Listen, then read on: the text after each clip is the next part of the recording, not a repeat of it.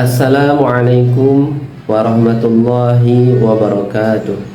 Alhamdulillahirabbil alamin. Nahmaduhu wa nusallimu ala rasulil karim. Amma ba'du. Allahumma shalli ala sayyidina Muhammad wa ala ali sayyidina Muhammad.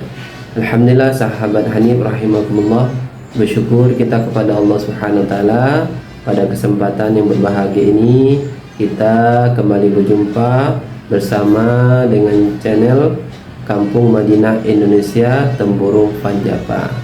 Sahabat Hanif rahimakumullah, pada kesempatan kali ini kita akan bermuzakarah tentang keutamaan membaca surat Yasin. Sahabat Hanif rahimakumullah, banyak riwayat yang menjelaskan tentang fadilah surat Yasin.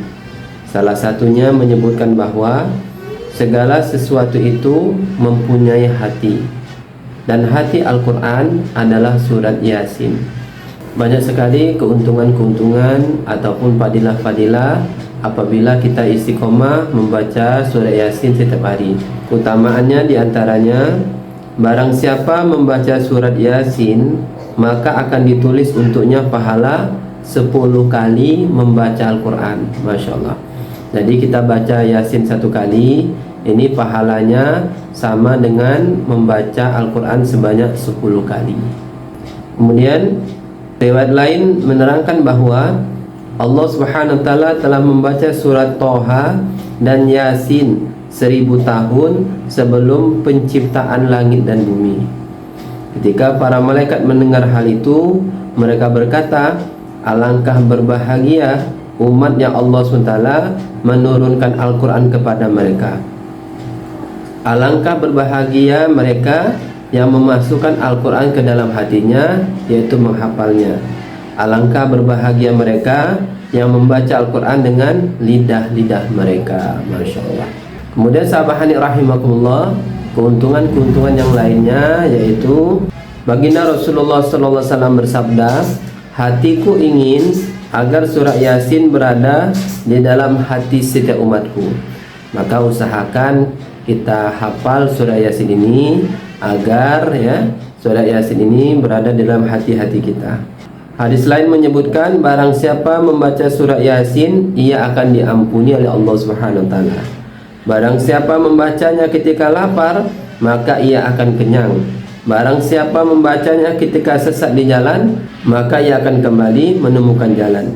Barang siapa membacanya karena kehilangan hewannya maka ia akan mendapatkannya kembali. Barang siapa yang membaca Yasin karena khawatir makanannya kurang maka makanan itu akan mencukupi. Jika dibacakan pada wanita yang sulit melahirkan maka wanita itu akan mudah melahirkan. Masya Allah.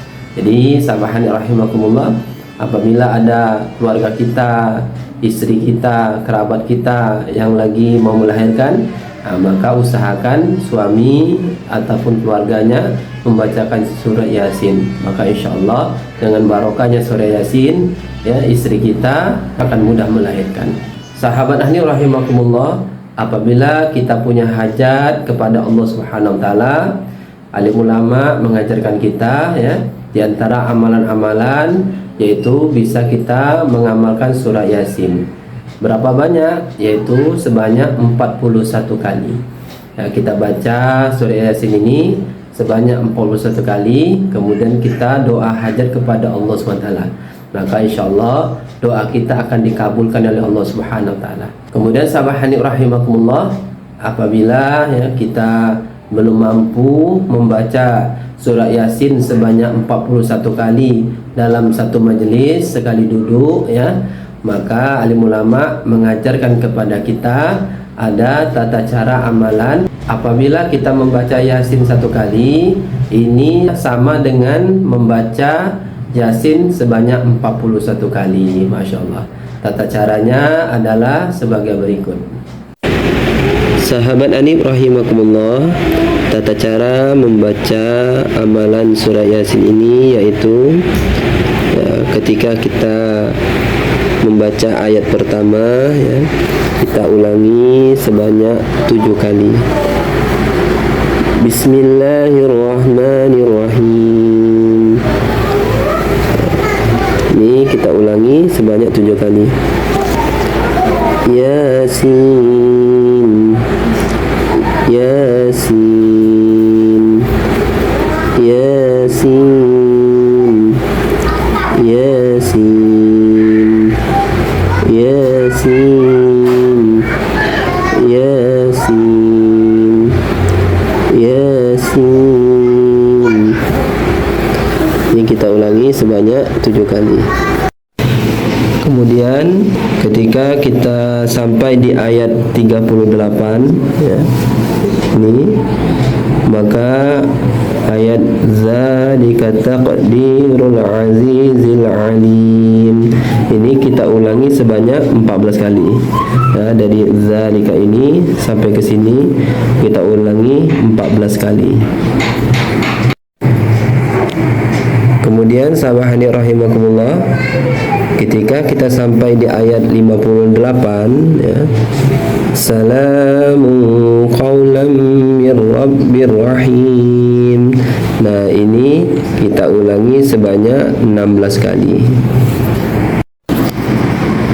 Kemudian sahabahani rahimakumullah, ketika kita sampai di ayat 81 ya, ini. Nah, ini ya dari awal salazi sampai bala ya. Dari awal salazi sampai bala ini kita ulangi sebanyak 3 kali. Nah, kemudian selesai kita baca 3 kali, baru kita doa hajat kepada Allah Subhanahu wa taala. Kita sebutkan hajat-hajat kita kepada Allah Subhanahu wa taala. Selesai kita membaca doa hajat ya, baru kita baca lagi dari awal salazi sampai selesai ya. Kemudian baru kita baca ayat 82 dan ayat 83 sampai selesai. Masya Allah. Jadi kalau kita totalkan ya,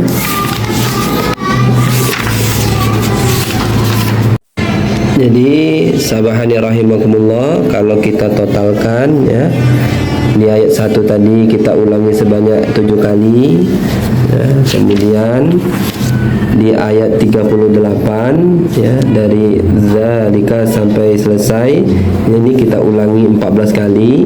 7 tambah 14 adalah 21 kali. Di ayat 58-nya kita ulangi sebanyak 16 kali. Jadi 7 tambah 14 21 tambah 16 ya, jumlahnya adalah 37. Nah, kemudian terakhir ya, ketika kita sampai di ayat ini ayat 81, dari awal salazi sampai bala kita ulangi 3 kali.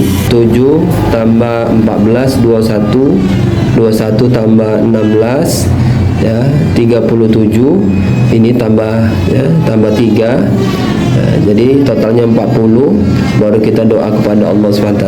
Selesai kita berdoa, baru kita ulangi 1 kali lagi awal salazi sampai selesai. Nah, ini jadi totalnya 41 kali ya kalau dihitung.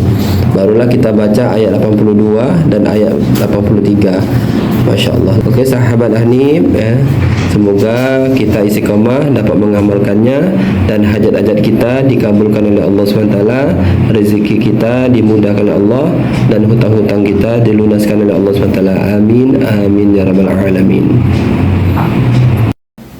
Oke sahabat Hanif, demikianlah tata cara mengamalkan surah Yasin ya, yaitu kita baca 1 kali, maka fadilahnya sama dengan membaca Yasin sebanyak 41 kali.